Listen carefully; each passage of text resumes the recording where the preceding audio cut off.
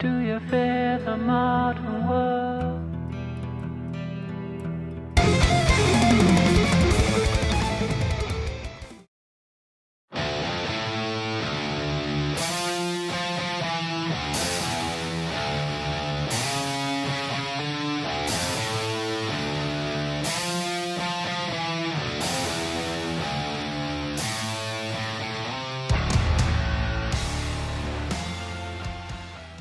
Bonjour les amis, c'est Stéphane Gallet de Radio Herderine qui m'a fait découvrir le groupe Green Carnation avec l'album Live of Yesteryear il y a 5 ans.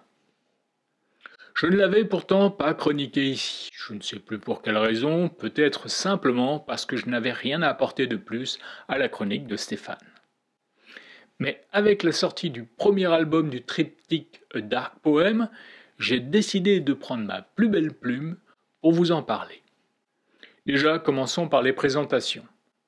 Green Carnation est un groupe de métal progressif norvégien né en 1990 qui donne tout d'abord dans le death. La formation actuelle date de 2014 car l'histoire de Green Carnation a été quelque peu mouvementée. D'ailleurs, je me suis aperçu, en effectuant les recherches pour cette chronique, que j'avais un de leurs albums de la première période, Light of Day, Day in Darkness, sorti en 2001. 2 titres épiques, respectivement longs de 32 et 27 minutes. Oui, quand même. Aujourd'hui, leur univers musical me fait penser à celui du groupe Arena, avec ce son musclé chargé de clavier et un chant théâtral proche de celui de Paul Manzi. En parlant de chant, Grutle Clay Elson de Enslave vient hurler sur The Slave That You Are, cassant la routine tranquille de Churchill. Et puisque l'on est aux artistes invités, vous entendrez également Ingrid Hose à la flûte sur 2 titres et les percussions de Hemming Seldal dans le dernier morceau Too Close to the Flame. Alors j'ai parlé des claviers, du chant, mais il serait cruel de passer sous silence l'incroyable jeu de Tommy qui opère derrière les fûts. Une batterie au rebondissement fabuleusement progressif comme dans In Your Paradise. L'album de 42 minutes contient 6 morceaux de 5 à 9 minutes. C'est court, mais à ce rythme-là, si les gars arrivent au bout de leur trilogie, cela donnera un concept album de plus de 2 heures quand même. Avec ce premier opus intitulé The Shore of Melancholia, le groupe nous embarque pour un voyage fantastique dans la noirceur de l'âme humaine.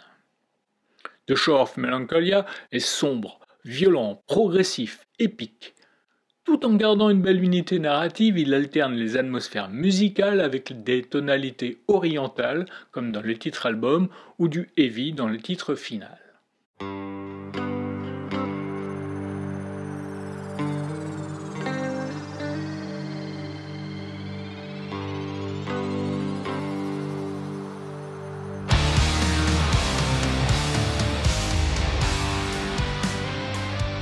Comme dit juste au-dessus, le thème de l'album n'est pas franchement bisounours. Si vous faites l'effort de lire les paroles, vous verrez que ça ne rigole pas. Voyez vous-même. La fin est proche, les victimes, les adversités sont là, les accidents, les décès, les calamités sont là, le destin, la misère, l'exigence sont là, l'effondrement est proche, l'urgence, le cataclysme est là. Je n'ai trouvé qu'un seul reproche à faire à Dark Poem Part 1, son illustration. Franchement, elle ne me plaît pas. Disons qu'elle ne me donne pas envie d'acheter le vinyle. Il y a l'idée pourtant, cette cape étoilée, ce ciel doré et le motif des vagues que l'on retrouve un peu partout, sauf dans le ciel. Mais bon, j'aime pas. Bref, sorti de ce petit détail, le dernier Green Carnation pourrait réconcilier les progueux et les métalleux sous une même bannière, celle de The Shore of Melancholia. Je ne peux que vous recommander chaudement cet album. Et c'est tout pour cette semaine. Merci aux 2 nouveaux abonnés, Jean-Pierre et Fred, j'espère que vous aimerez mes prochaines chroniques. Et n'hésitez pas à faire comme eux, à mettre des pouces et à écrire des commentaires, ça fait vivre la chaîne. On se retrouve lundi prochain pour un nouvel album improbable, mais si vous êtes dans le coin du côté de Colmar mardi soir, ne loupez pas le concert de Messa O'Grien. Ça va être génial.